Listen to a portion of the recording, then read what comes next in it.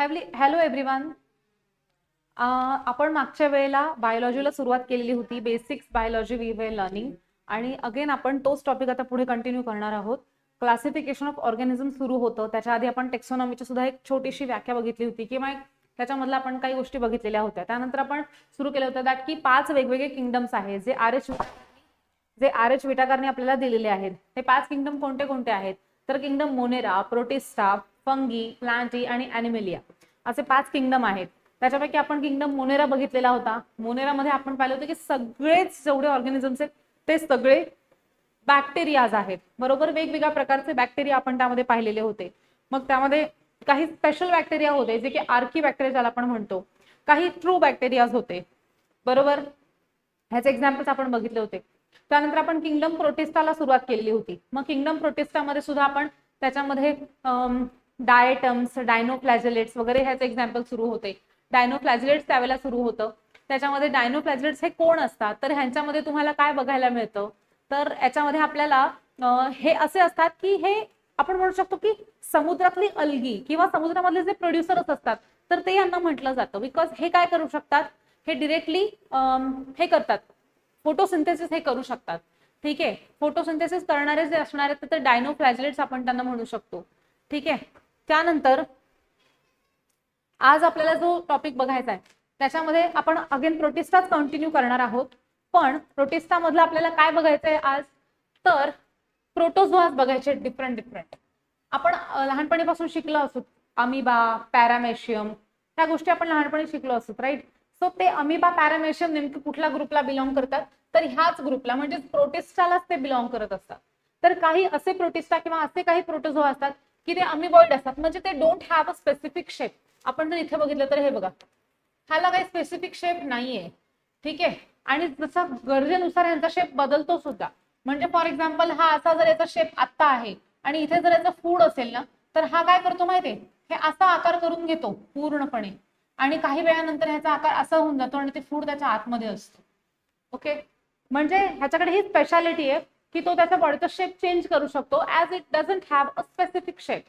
त्यानंतर आपण बघितलं समजा आता दुसरा टाईप असतो त्याच्यामध्ये सिलिएटेड. काय असतं की ह्याच्यामध्ये तुम्हाला ह्या प्रोटोझोआला कंटिन्यू त्याच्या बॉडीवरती तुम्हाला खूप सगळे काय बघायला मिळतात, सिलिया बघायला मिळतात. आणि तुम्हाला आठवत असेल आपण लहानपणी सगळ्यात फेमस आपल्याला एक ऑर्गॅनिझम होता 7वी 8वीला, दॅट इज द पॅरामेशियम. असा चपलीच्या शेपचा होता. त्या पॅरामेशियमच्या बॉडीवरती पूर्णपणे आपल्याला डायग्राम काढताना हे काढावं लागायचं, दॅट इज द सिलिया. ठीक आहे. तुम्ही म्हणाल मॅडमला खूपच आठवतं, आपण हे शिकलो होतो, आपण ते शिकलो होतो. ऍक्च्युली तसंच असतं. जर आपण प्रॉपर लक्ष देऊन जर एखादी गोष्ट शिकलो ना तर ती आपल्याला आयुष्यभर लक्षात राहते. म्हणजे ती वर्षानुवर्ष आपण नसतो विसरू शकत, पण तिथे आपलं 100% लक्ष पाहिजे असतं. सो ह्या ज्या गोष्टी मला आठवतात तर त्या सगळ्या अशा त्याच आहेत की जिथे मी 100% लक्ष दिलेलं आहे. बऱ्याच ठिकाणी नाही दिलेलं ते आठवतही नाही. ठीक आहे. So this is the ciliated protozoa. त्याच्यामध्ये एक्झाम्पल येतं तुमचं पॅरामेशियमचं. ओके. आणि ह्यांच्या बॉडीवरती ज्या सिलिया असतात ना त्याच त्याला कशासाठी हेल्प करत असतात तर मुवमेंटसाठी हेल्प करत असतात. ओके. आणि शिवाय या इथे त्यांचा एक असा माउथ सारखा एक पार्ट असतो, ग्रूव असतं या ठिकाणी. जेव्हा इथे कुठले फूड येतं ना ते फूडला इथे आतमध्ये ग्रूव मध्ये ढकलण्याचं काम सुद्धा कोण करत असतात तर ह्या सिलियाच करत असतात. ओके. त्यानंतर असतात स्पोरोझोआ. आता हा स्पोरोझोआ फार महत्वाचा आहे बरं का. कसा महत्वाचा आहे हा स्पोरोझोआ तर आपल्याला सगळ्यांना माहिती आहे मलेरिया बद्दल सगळ्यांनी ऐकलं असेल, बरोबर आहे. मलेरिया कोणामुळे होतो तुम्ही मला डासांमुळे होतो. अगदी बरोबर. पण मलेरिया स्प्रेड होतो डासांमुळे. ठीक आहे. मलेरिया काय होत असतो फक्त डासांमुळे स्प्रेड होत असतो. पण actually positive agent of the malaria is the plasmodium vivax. कोण आहे तर प्लाझ्मोडियम वायवॅक्स. ठीक आहे. हा जो आहे ना प्लाझ्मोडियम वायवॅक्स, प्लाझ्मोडियम मलेरी, असे 3 ते 4 ह्याचे टाइप्स आहेत. ते ऍक्च्युली आपल्याला काय कॉज करत असतात तर मलेरिया कॉज करत असतात. मग तुम्ही म्हणाल ह्याचा आणि स्पोरोझोआचा काय संबंध तर हा जो प्लाझ्मोडियम असतो ना, आता दिस इज द जीनस. जसं मी तुम्हाला सुरुवातीला शिकवलं नव्हतं का स्पीसीज आणि जीनसचं, तसं this is the genus and these are the species. मग ह्याच्यामध्ये फॅल्सिपॅरम ही स्पीशीज आहे. ठीक आहे. मग त्याच्यामध्ये एक कुठली आहे वायवेक्स आहे, एक आहे फॅल्सिपॅरम, एक आहे मलेरी ह्या अशा वेगवेगळ्या स्पीशीज आहेत कोणाच्या, प्लाझ्मोडियमच्या. हा जो प्लाझ्मोडियम आहे ना, याचा गुणधर्म काय असतो की याला त्याची लाईफ सायकल कंप्लीट करण्यासाठी किती होस्टची आवश्यकता असते, तर 2 होस्टची आवश्यकता असते. ठीक आहे, म्हणजे हा तुम्हाला कशाच्या फॉर्म मध्ये मिळत असतो, ऍडल्ट फॉर्म मध्ये सुद्धा असतो हा. तर समजा हा असा ऍडल्ट फॉर्म मध्ये आपल्याला प्लाझ्मोडियम मिळाला, राईट. तर तो आपल्या बॉडीमध्ये म्हणजे ह्युमन बॉडीमध्ये जेव्हा जातो ना थ्रू मॉस्किटो, तो आपल्या बॉडीमध्ये गेल्यावरती हे असे स्पोरोझॉइड्स फॉर्म करत असतो. ठीक आहे, आपल्या बॉडीमध्ये हा काय फॉर्म करतो, स्पोरोझॉइड्स फॉर्म करतो. पुन्हा ते आपल्या ब्लडमध्ये पसरतात. पुन्हा जेव्हा आपल्याला एखादा मॉस्किटो चावतो, म्हणजे एखादी मॉस्किटो चालते, बिकॉज आपल्याला चावणारी जी मॉस्किटो असते ती फिमेल मॉस्किटो असते, मेल मॉस्किटो कधीच ह्युमनला बाईट करत नसतात. ठीक आहे, तर हे त्या ब्लड सोबत हे स्पोरोझॉइड्स पुन्हा एकदा कोणाकडे जात असतात, तर त्या मॉस्किटोच्या गटमध्ये ते जातात. आणि मॉस्किटोच्या गटमध्ये गेल्यानंतर त्यांच्यापासून काय ते फर्टिलाइज होतात आणि त्यांच्यापासून झायगोट फॉर्म होऊन परत नव्यानं कोण तयार होतात, परत नव्याने नवीन प्लाझ्मोडियमची त्या ठिकाणी ग्रोथ होत असते. ठीक आहे, सो अशी त्यांची सायकल असते. ती सायकल आपण बघणार आहोत नंतर जेव्हा आपण क्लिनिकल वगैरे जेव्हा मायक्रोबायोलॉजीचे पार्ट वगैरे घेऊ त्या दरम्यान आपण त्याची सायकल बघू पूर्ण. पण आता मी एक रेफरन्स म्हणून तुम्हाला ही गोष्ट सांगितलेली आहे. ठीक आहे, सो अशा पद्धतीने या प्लाझ्मोडियम वायवेक्सला कोणाची आवश्यकता असते, 2 होस्टची आवश्यकता असते. आणि एका होस्ट मध्ये तो काय फॉर्म करत असतो, स्पोरोझॉइड्स फॉर्म करत असतो. त्या आणि असे प्रोटोझोआज की जे स्पोर्स किंवा स्पोरोझॉइड फॉर्म करतात, स्पोरोझोआ फॉर्म करतात, त्यांना आपण कोण म्हणत असतो, स्पोरोझोआ, स्पोरोझोअल प्रोटोझोआ त्यांना असं आपण म्हणत असतो. Okay, reproductive cells known as a spores, हे म्हणजे कोण असतात, एक प्रकारचे स्पोर्सच असतात. They are pathogenic and parasitic, but obviously जेव्हा हे आपल्या बॉडीमध्ये येतात तेव्हाच तर अगेन आपल्याला प्रॉब्लेम येतो ना, किंवा मॉस्किटोच्या बॉडीमध्ये ते जेव्हा जातात तेव्हाच.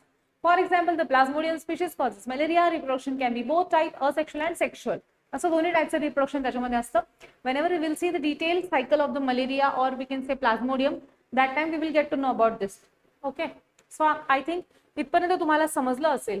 त्यानंतर एक असतात प्रोटोझोआज मध्ये euglenoids. These are very interesting बरं का, हे फार इंटरेस्टिंग आहेत. These are the fresh water organisms found in the stagnant water. But obviously तुम्हाला जर ह्याचं कुठे पॉन्ड मध्ये, लेक मधलं जे पाणी असतं ना त्याच्यामध्ये आपल्याला हे मिळतात.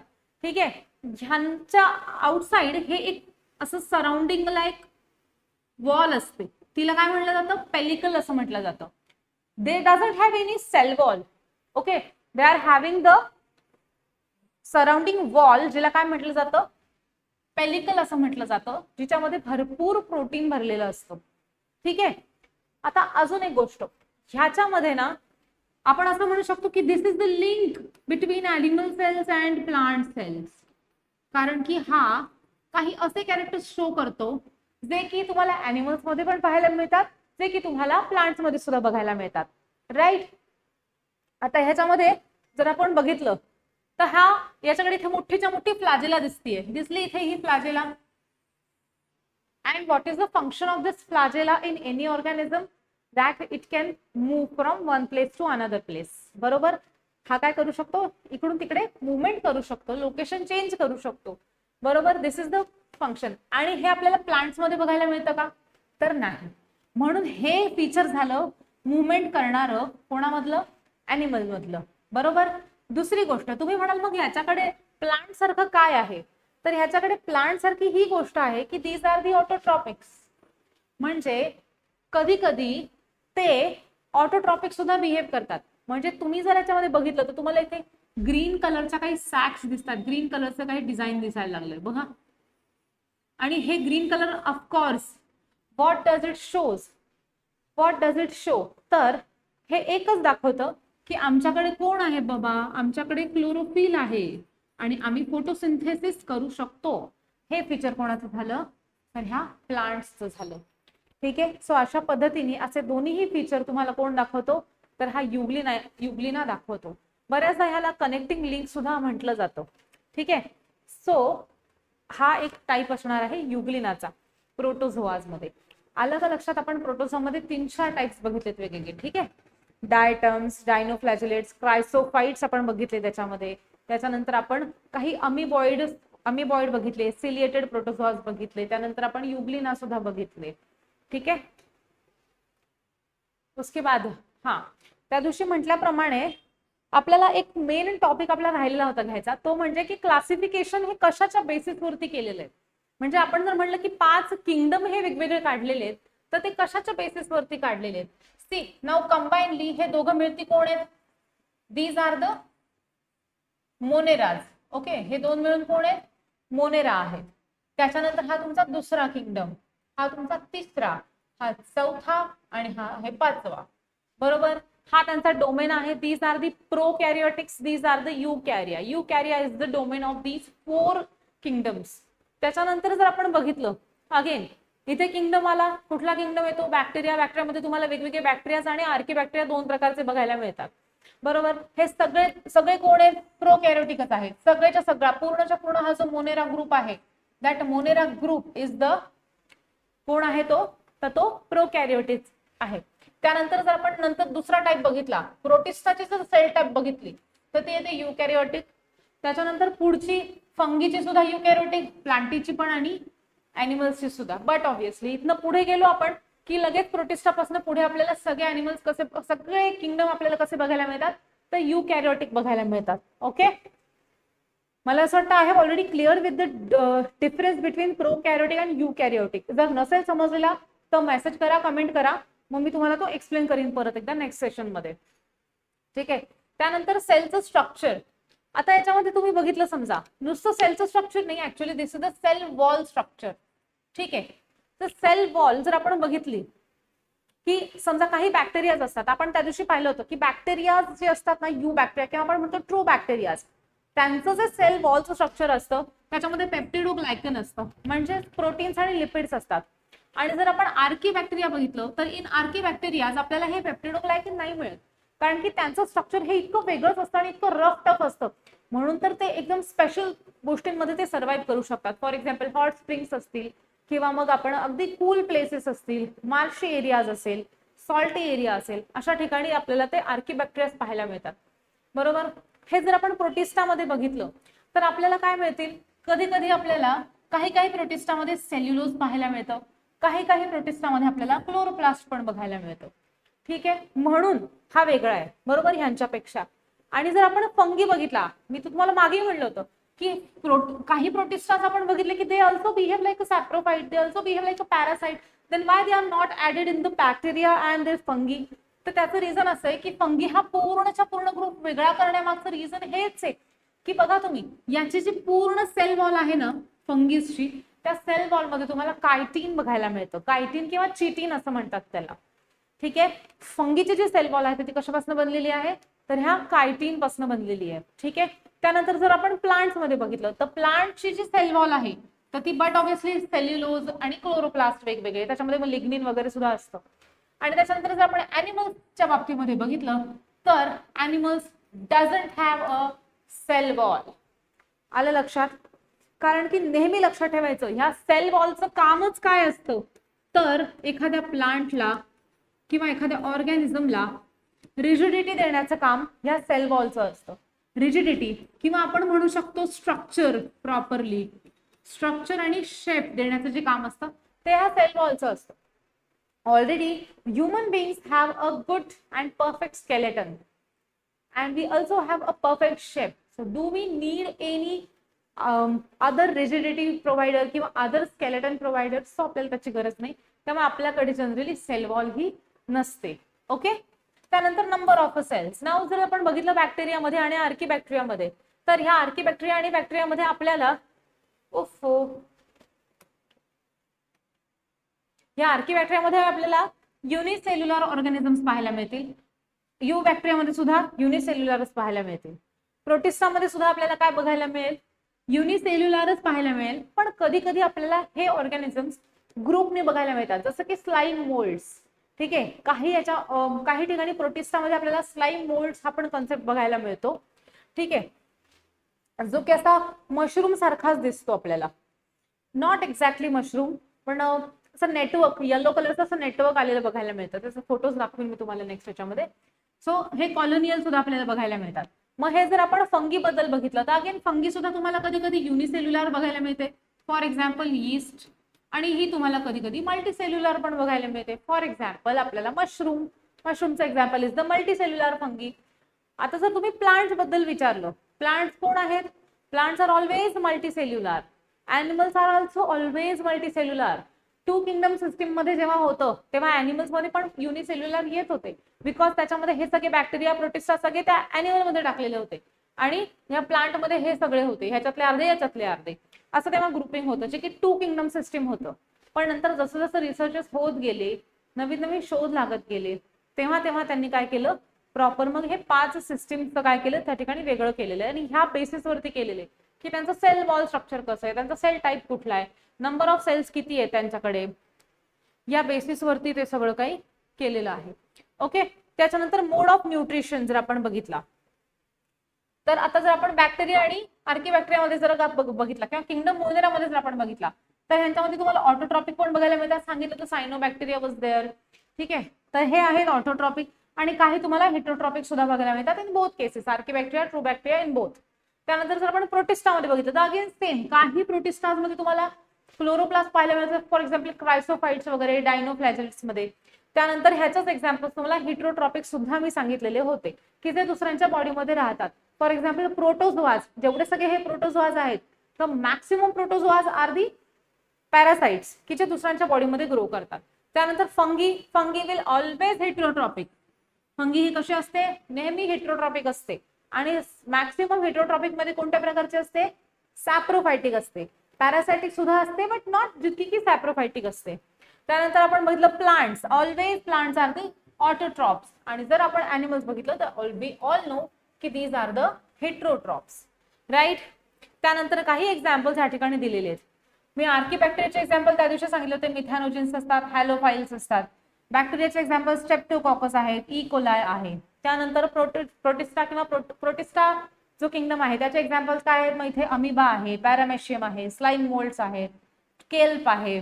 त्यानंतर आपण फंगी जर का बघितलं तर फंगीमध्ये मशरूम आणि यीस्ट हेच एक्झाम्पल मी आताच बोलताना सांगितले होते. This is the single cellular and this is the multi cellular. आपण जर प्लांटी मध्ये एक्झाम्पल बघितलं तर सगळे प्लांट्स इन्क्लुडिंग ते सगळे प्लांट्स आणि इन्क्लुडिंग जे पाण्यामध्ये आपल्याला छोटे छोटे स्मॉल प्लांट्स दिसतात ते सगळे मिळून पूर्णच्या पूर्ण कोण आहे तर हे किंगडम प्लांटी होतो. आणि ॲनिमल्स मध्ये स्पॉन्जेस पासून ते जायंट मॅमल्स पर्यंत सगळेच कोण आहेत तर किंगडम ॲनिमलिया आहेत. ओके. उसके बाद त्याच्यानंतर आपला तिसरा किंगडम सुरू झालेला होता तो म्हणजे फंगी, जो आपण आता सुरू केलाय.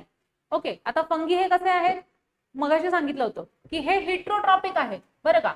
आणि हेटरोट्रॉपिक मध्ये ना 2 टाइप्स असतात बघा. एक असतो पॅरासाइटिक, मला असं वाटतं आपण एक नवीनच हे घेऊ, हे बघा. हा, हेटरोट्रॉपिक मध्ये आपल्याला 2 टाइप्स बघायला मिळतात. एक असतो पॅरासाइटिक आणि एक असतो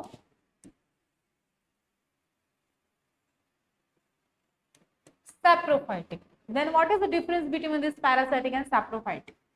सो जेव्हा केव्हा हे पॅरासाइटिक नाव येतं तेव्हा तेव्हा लक्षात घ्यायचं की these organisms need a living host. यांना कोण हवा असतो, लिव्हिंग होस्ट हवा असतो, आणि ह्याला हवा असतो डेड होस्ट. डेड आपण म्हणतो डेड डीके, म्हणजे फॉर एक्झाम्पल देते मी तुम्हाला आता. जेव्हा एखादा ॲनिमल जिवंत असतो, रस्त्यावरती आपण बघतो बऱ्याचदा काही कुत्रे मांजरी वगैरे मरून पडतात. जिवंत कुत्र्या मांजरांच्या बॉडीमध्ये राहणारा जर ॲनिमल असेल, ऑर्गॅनिझम असेल तर दॅट इज द पॅरासाइटिक. तो ऑर्गॅनिझम मेल्यानंतर तो काही दिवसानंतर कुजतो. त्यांचं क्रियाकर्म नाही करत ना आपल्यासारखं, तो कुजतो. त्याला कुजवणारे कोण असतात तर हे असतात कोण, सॅप्रोफायटिक फंगी आणि बॅक्टेरिया असतात. ठीक आहे. बॅक्टेरियामध्ये पण काही प्रकार असे असतात की जे सॅप्रोफायटिक असतात, म्हणूनच तर ते कोण आहेत, अगेन ते कुजणाऱ्या किंवा डेड ऑर्गॅनिझम्स वरती ते ग्रो करू शकतात. मग ते डेड ॲनिमल असो किंवा मग तो डेड प्लांट असो. आलं लक्षात. आय होप तुम्हाला हे समजलं असेल. ओके, सो सॅप्रोफायटिकचा अर्थ कळायला काय आहे. मग तुम्ही म्हणाल की मग फंगी अशी इथे तिथे कशी ग्रो झालेली दिसते. तर जनरली तुम्हाला फंगी ही पावसाळ्यामध्ये वेट आणि मॉइस्ट आणि डॅम प्लेसेसवरती पाहायला मिळते, बरोबर. म्हणजे पावसाळ्यामध्ये जेव्हा एखादा एरिया असतो जो शेडेड असतो, तिथे पटकन सूर्यप्रकाश येत नाही, ओला ओला झालेला असतो ना, कुजतो तो बघा, झाडांचं काही ओंडके वगैरे असतात, लाकडं ठेवलेली असतात, ते लाकडं बट ऑब्व्हियसली ऑर्गॅनिक मॅटरच असतात. त्या लाकडांवरती सुद्धा कधी कधी तुम्हाला मशरूम्स ग्रो झालेले दिसतात किंवा बुरशी लागलेली दिसते. पावसाळ्यामध्ये ऑइल पेंटला सुद्धा बुरशी लागते. It is a damp place because तर मॉइश्चर पकडण्याची कॅपॅसिटी ह्याच्यामध्ये असते फंगीमध्ये, म्हणून ते त्या ठिकाणी ग्रो होत असते. ओके, सो हे अशा ठिकाणी मग ग्रो होत असतात. मग डेड, आता लाकूड हे काय आहे, डेड पार्टच आहे ना प्लांटचा, आणि ऑर्गॅनिक मॅटर आहे ना त्याच्यामध्ये, म्हणून त्याच्यावरती ती ग्रो होत असते. तुम्ही कधी ऑब्झर्व केलं असेल, कॉटनचे कपडे वगैरे जर तुम्ही असे ठेवले घरामध्ये कोपऱ्यात, पाऊस असेल, खूप मॉइश्चर असेल घरामध्ये त्या, आणि खूप मॉइश्चर असेल तर त्या 5-6 दिवसांमध्येच त्या कपड्यांवर ब्लॅक ब्लॅक कलरचे डॉट्स तुम्हाला बघायला मिळतात. That dot is nothing but the fungi. ठीक आहे, म्हणून तर आपण ऑक्टोबरची हीट यायला लागली ना, पावसाळा संपतो ना कारण की जवळपास तेव्हा, आणि कडक ऊन असतं, त्याच्यामध्ये जनरली लोक चादरी, टॉवेल्स, आपल्या गाद्या ह्या ऊन देतात त्यांना. घरामध्ये जे पापड वगैरे जे ठेवलेले असतात आपण डब्यांमध्ये, त्याला सुद्धा आपण ऊन देतो. त्याचं रिझन हेच असतं की त्याला कुठल्याही प्रकारचं हे होऊ नये, हे इन्फेक्शन त्याला होऊ नये फंगीचं, म्हणूनच असतं ते. सो आलं असेल तुमच्या लक्षात आता की व्हॉट इज एक्झॅक्टली द सॅप्रोफायटिक. त्याच्यानंतर हा असं नाही बरं का की अजिबातच हा पॅरासायटिक नसतो fungi. Fungi is also parasitic. Some fungis are parasitic also. कधी कधी तुम्ही पाहिलं असेल. हा, पण ही कंडिशन आहे की तिला कंपल्सरी वेट आणि मॉइस्ट प्लेसेस हवी असते ग्रो करण्यासाठी. ही तिची कंडिशन आहे. ओके, आणि कधी कधी चिखल्या होतात बघा पायाला पावसाळ्यामध्ये. जे लोक कंटिन्युअसली शूज वापरतात, ऍथलीट फूट असं सुद्धा म्हणतात त्याला, जे लोक कंपल्सरी व्यायाम वगैरे करतात खूप जास्त, तर त्यांच्या बोटांमध्ये कधी कधी इन्फेक्शन होत असतं रेड रेड कलरचं.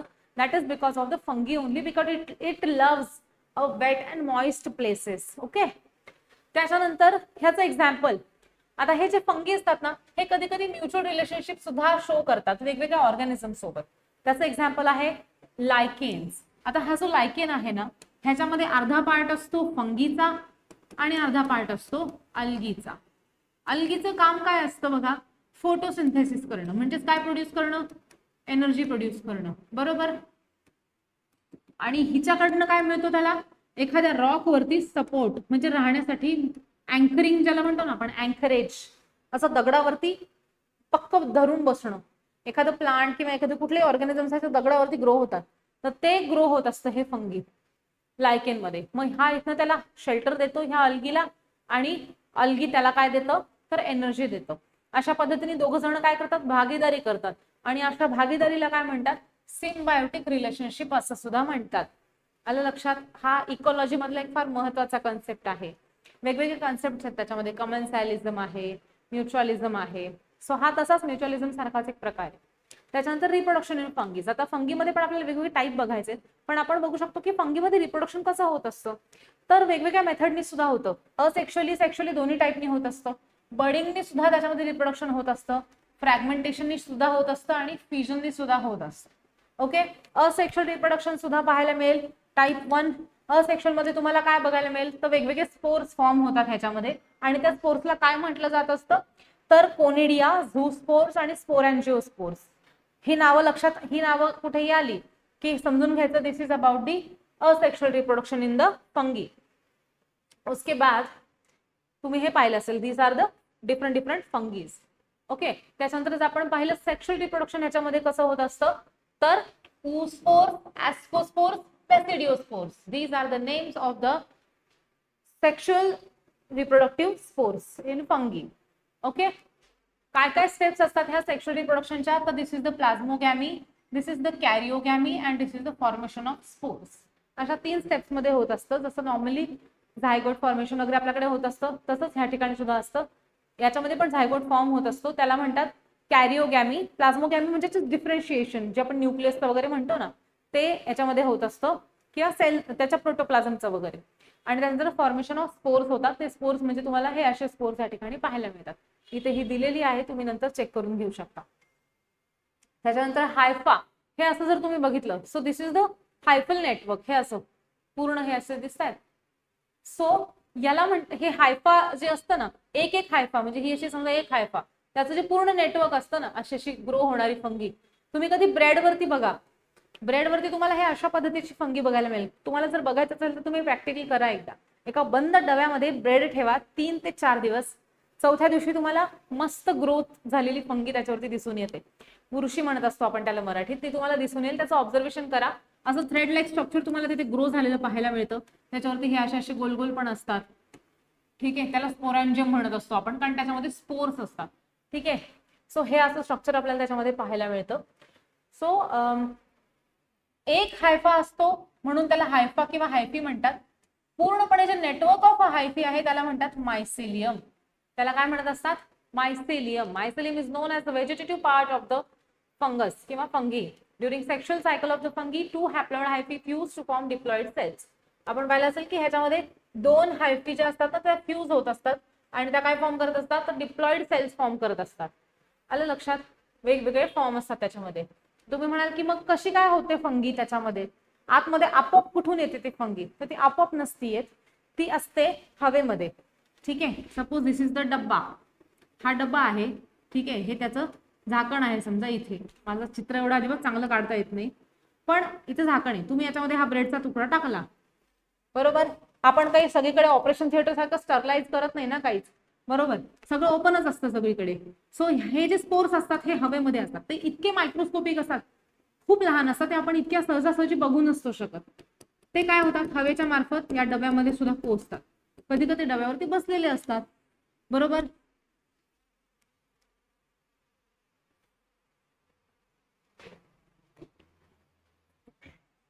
आणि मग काय होतं?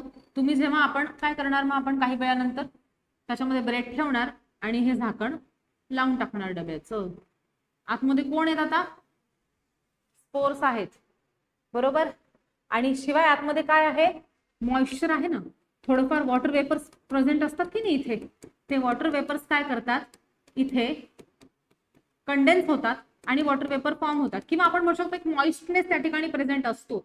आणि तो मॉइस्टनेस फक्त कोणाला आवडत असतो? या फंगीला आवडत असतो. जे स्पोर्स आहेत त्यांना तो आवडत असतो. आणि मग ते त्या ठिकाणी काय होतात? रिप्रोड्यूस होतात आणि तिथे फंगीची ग्रोथ व्हायला लागते. आपण म्हणतो बुरशीची ग्रोथ, ती तिथे व्हायला लागते. अशा पद्धतीने ते ग्रो होत असतं. तर तुम्ही हे प्रॅक्टिकल घरी करून बघा, ज्यांना पॉसिबल असेल त्यांनी. हा, आई जर मारणार असेल तर असं काहीच करू नका, नाही तर मारही खाऊ शकतात की हे काय घाणेरडा प्रकार आहे म्हणून. ठीक आहे, सो एक प्रॅक्टिकल आहे म्हणून घरी सांगून करा. ओके. त्याच्यानंतर kingdom fungi are divided into different classes. Why? How it is? There are different classes. One is the phycomycetes. Phycomycetes ला आपण लोअर फंगी असं सुद्धा म्हणतो. एक्झाम्पल्स लक्षात ठेवा कशातले काय आहेत ते. याचं एक्झाम्पल आहे म्युकर, रायझोपस किंवा अल्ब्युगो. ठीक आहे. अजून एक महत्वाची गोष्ट, तुम्ही म्हणाल की ह्याचं एक्सप्लेनेशन का नाही देते? त्याचं एक्सप्लेन न देण्याचं कारण आहे की ते फार लेंदी पसारा आहे विनाकारणचाच, फार काही त्याच्यावरती इम्पॉर्टंट येत नाही. दुसरं इम्पॉर्टंट आपल्यासाठी काय असणार आहे? तर fungi which are important in the industrial microbiology, food microbiology, medical clinical microbiology. याच्यामध्ये जेव्हा आपण ह्या मायक्रोबचा यूज करतो तिथे आपल्याला हे इम्पॉर्टंट आहे. म्हणून मी इथे हे घेतच नाही एक्झाम्पल. जेव्हा आपण त्याचे डिटेल स्टडी करू एक एक टॉपिक, की इंडस्ट्रियल, त्याच्यानंतर क्लिनिकल, त्याच्यामध्ये आपल्याला बरेचसे याच्यामध्ये टॉपिक क्लिअर होऊन जातात. म्हणून हे मी सध्या एक्झाम्पल फक्त देते असेच. त्यानंतर ऍस्कोमायसिड्स, ह्याच्यामध्ये तुम्हाला पेनिसिलियम, ऍस्परजिलस, क्लॅव्हिसेप्स हे एक्झाम्पल तुम्हाला बघायला मिळतात. त्याच्यानंतर आहे तुमचा मग बेसिडिओमायसिड्स, तिसरा एक्झाम्पल. त्याला क्लब फंगी. कशाचं काय कॉमन नेम आहे ना ते पण लक्षात ठेवा बरं का. ते साधं नाव सुद्धा लक्षात ठेवणं खूप आवश्यक असतं. ठीक आहे. त्याच्यानंतर डिओट्रोमायसिड्स. आता आपण बघितलं होतं की fungi reproduce by both the methods. एक असतं त्याच्यामध्ये सेक्शुअल मेथड, एक असतं त्याच्यामध्ये असेक्शुअल मेथड. पण ही जी डिओट्रोमायसिड्स आहेत ना, हे मात्र असे आहेत की हे अजिबातच सेक्शुअली रिप्रोड्यूस करू शकत नाही. म्हणजे ह्यांच्याकडे स्पोर फॉर्मेशनच होत नाही अजिबात. म्हणजे हे सेक्शुअली रिप्रोड्यूस होऊ शकतील का? होऊ शकतील का? नाहीच होऊ शकणार. म्हणून त्यांना आपण काय म्हणत असतो? तर इम्परफेक्ट फंगी असं म्हणत असतो. आलं लक्षात? म्हणून हे कोण असतील? इम्परफेक्ट फंगी असतील. ओके. त्याच्यानंतर याचे एक्झाम्पल्स कोण असणार आहेत? डिओट्रोमायसिड्सचे अल्टरनेरिया, ट्रायकोडर्मा, ट्रायकोडर्मा जनरली क्लिनिकलमध्ये तुम्हाला हे नाव वाचायला मिळेल. आणि त्याच्यानंतर ह्याचं एक्झाम्पल सांगायचे राहिलेले होते. मेनली आपण जे बघतो ना मशरूम्स, हे असे मशरूम्स, तर हे कुठल्या ग्रुपमध्ये येतात, तर बेसिडिओमायसिट्स मध्ये ते येत असतात. आलं लक्षात? सो हे तुम्हाला लक्षात ठेवायचं. ह्याच्यामध्ये ब्रॅकेट फंगीज वगैरे सुद्धा येतात. ठीक आहे. लाकडाचे उत्तम विघटक असं ह्याला म्हटलं जातं. म्हणजे this can be properly decompose the wood. ठीक आहे. वूड वरती जनरली हे तुम्हाला लाकडाच्या ओंडक्यावरती वगैरे हे आलेलं पाहायला मिळत असतं जनरली.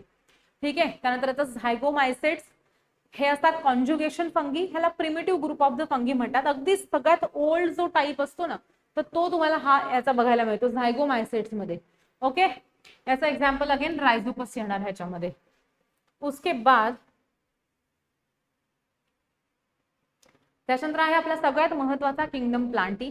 किंगडम प्लांटी हा जर अगेन तुम्ही बघितला तर ओव्हरऑल सगळ्याच एक्झामसाठी अगदीच महत्वाचा पोर्शन असतो हा याचा. कशाचा? किंगडम प्लांटीचा सुद्धा. काय काय कॅरेक्टरिस्टिक्स आहेत किंगडम प्लांटी मधले किंवा प्लांट्सचे आपण सगळेजण शिकलेलो आहोत लहानपणापासून. पण मी मगाशी सांगताना अगेन हा पॉइंट सांगितला होता की plants are always eukaryotic in the nature. Not most of them, actually these are the totally. Main pigment कुठला असतो जो यांच्याकडे प्रेजेंट असतो, दैट इज द क्लोरोफिल. वो क्लोरोफिल है इसलिए हम उसको पढ़ रहे हैं. That's why they are very much important and we know that sun is the ultimate source of energy, but how we are able to use that energy because of the plants only, right? Because plants can only convert that light energy into the chemical energy, that is the glucose किंवा carbohydrates. प्लांट्सच ती light energy वापरतात आणि ग्लुकोजचं conversion करतात, म्हणजे glucose मध्ये त्याचं conversion करतात आणि तेच आपण खात असतो, कार्बोहायड्रेट्स. बरोबर. आणि त्यातनंच आपल्याला एनर्जी मिळत असते. म्हणून हे खूप इम्पॉर्टंट आहे. त्याची जी सेल वॉल असते ती ऑलवेज सेल्युलोजनी बनलेली असते. Some other content are also there but additional to the cellulose. त्यानंतर photosynthesis helps in the synthesis of the food. या वाक्याची काहीच गरज नाही, पण लक्षात ठेवा हे आपल्याला माहिती की फोटोसिंथेसिसच फूड बनवण्यासाठी काम करतं. The process of reproduction can be both sexual and asexual, but obviously plants are the sexual part of the plant. बरोबर. Sorry, flowers. Sometimes slip of tongue occurs. So flowers are the reproductive parts of the plant. बरोबर. मग reproductive part आहेत flower, म्हणजे ते काय, त्यांच्यामध्ये gametes असतात. त्यांच्यामध्ये तुम्हाला बघायला मिळेल पोलन ग्रेन्स असतात आणि अँथर्स वगैरे असतात आणि स्टिग्मा असतो. बरोबर. हे काय आहेत? हे totally these are the sexual parts of the plant. They represent the phenomena of the alternation generation, that is the diploid, sporophytes, haploid, gametophytes. Again ही सुद्धा कन्सेप्ट आहे, तर ती सुद्धा आपण जेव्हा प्रॉपर बघू ना डिटेल त्यामध्ये सुद्धा ही आपण बघणार आहोत. हा एक again okay. Plant kingdom again based on flowering. Actually plant मध्ये सुद्धा तुम्हाला अगेन 5 वेगवेगळे प्लांटचे टाईप बघायला मिळतात. त्याच्यामध्ये तुम्हाला हा एक असतो थॅलोफायटा, दुसरा असतो ब्रायोफायटा, तिसरा असतो टेरिडोफायटा. त्याच्यानंतर चौथा तुमचा येतो ह्याच्यामध्ये जिम्नोस्पर्म्स. याच्यामध्ये चौथा येणार जिम्नोस्पर्म्स आणि पाचवा येत असतो अँजिओस्पर्म्स. ऍक्च्युली हे कोण आहेत? हे प्रॉपर किंगडम प्लांटी मधले 5 वेगवेगळे टाइप्स आहेत. या 5 वेगवेगळ्या टाइप्सला आपण फ्लावरिंगच्या बेसिसवरनं काय केले, परत डिवाइड केलेले आणि त्याचे 2 टाइप पाडले. एक टाकला फॅनोरोगॅम्स आणि दुसरा टाकला क्रिप्टोगॅमी. फॅनरो आता लक्षात कसं ठेवायचं, फॅनरोगॅमी किंवा फॅनरोगॅम्स म्हणजे फॉर फॅनरोगॅम्स फॉर फ्लावरिंग. तो ऐसे प्लांट जिनको फ्लावर्स आते हैं या फिर उनको सीड्स आते हैं. अल्टिमेटली फ्लावर येण्यामागे रिझन असतं सीड्स ग्रो होणं. सो हेच या ठिकाणी आहे. फ्लावर आले म्हणजे सीड बेरिंग ते असणारच. कधी कधी फ्लावर येत नाही पण सीड येतात. सो हे दोन्ही पण कोण आहेत? फॅनोरोगॅम्स आहेत. आणि असे कोण आहेत? तर दीज आर दीज जिम्नोस्पर्म्स आणि अँजिओस्पर्म्स हे कोण असतील? फॅनोरोगॅम्स असतील. आता उरले कोण? क्रिप्टोगॅमी. क्रिप्टोगॅमी म्हणजे हे असे प्लांट्स एक्झाम्पल आहेत की जे ऑलरेडी खूप प्रिमिटिव्ह आहेत, खूप जुने एक्झाम्पल्स आहेत. ते आलं लक्षात? खूप जुने असल्यामुळे त्यांच्यामध्ये बट ऑब्विसली सीड तयार होणं, फ्लावर्स तयार होणं हे पॉसिबलच नाहीये. ओके. तर हे त्याचे एक्झाम्पल असतात क्रिप्टोगॅमी. क्रिप्टोगॅमी मधले 3 आहेत. एक असतो थॅलोफायटा, एक असतो ब्रायोफायटा, एक असतो टेरिडोफायटा. आता ह्याची एक ना फार इंटरेस्टिंग स्टोरी आहे, ती मी तुम्हाला सांगते. सगळ्यात पहिले जे प्लांट तयार झालेलं होतं ते प्लांट म्हणजे थॅलोफायटा. थॅलोफायटा म्हणजे हे असं मायक्रोस्कोपिक असतं बरं का, हे असं पसरणारं पानासारखं एक फ्लॅट पान असतं ना, मायक्रोस्कोपिक पान, तशा टाईपचं हे असतं. कोण? हे थॅलोफायटा. ठीक आहे. आधी हे कुठे तयार झाले? पाण्यामध्ये तयार झाले. हे पाण्यात किंवा अगदी खूप जिथे पाणी असतं ना त्या एरियामध्ये हे तयार झाले बरं का. मग नंतर काय झालं ना, हे म्हणाले बापरे हे असं किती दिवस राहायचं पडून. मग ते काय झाले, थोडेसे ग्रो झाले. त्यांच्यामध्ये असं रूट स्ट्रक्चर, असं रूट सारखं आणि लीव्सच्या सारखं बरं का. आय एम नॉट सेइंग की रूट स्ट्रक्चर फॉर्म्ड देअर, नाही, यांच्याकडे फक्त त्याच्यासारखं स्ट्रक्चर फॉर्म झालं. रायझॉइड्स वगैरे त्याला ग्रो व्हायला लागले. रायझॉइड्स म्हणजे root like structure but not completely root. हे असेच अगेन मग हे छोटे छोटेच अगदी मायन्यूट. हे कोण झाले मग तुमचे? ब्रायोफायटा. याच्यामध्ये वेगवेगळे शेप्स वगैरे तुम्हाला मी मग पुढे गेल्यावरती दाखवतो. इथपर्यंत हे आले बरोबर. मग हे म्हणाले की अरे छान वाटतंय हे पानं येऊन, तर आता आपण काय करू, अजून उंच जाऊ थोडंसं आणि अजून उंच जाऊन पानं तयार करू, भरपूर सगळी पानं तयार करू. आणि मग अरे तुम्हाला सांभाळेल कोण पण, मग म्हणून रूट्स आले. रूट्स तर of course roots are the important part. Okay, carry on. So इथे रूट्स सुद्धा आले मग. ओके, आता प्रश्न असा पडला, हे सगळं उंच झालं ना स्ट्रक्चर, पानं इथे उंच गेली, रूट्स खाली राहिले. इथे काय बरं होता कारभार, इथल्या इथे रूट सारखं स्ट्रक्चर होतं किंवा डिरेक्टली पाणी याच्यामध्ये ऍब्झॉर्ब व्हायचं. इथनं सनलाईट यायचा, इथे ग्लुकोज बनायचं, डिरेक्टली सगळीकडे स्प्रेड होऊन जायचं. इथेही तसंच होतं, पटपट पटपट पानातनं ग्लुकोज यायचं, खाली सगळ्या पूर्ण पार्ट मध्ये पोहोचायचं. इथनं सुद्धा रूट सारखं स्ट्रक्चर होतं, लगेच आतमध्ये पाणी यायचं, ग्लुकोज पसरायचं. इझी कारभार होता ना.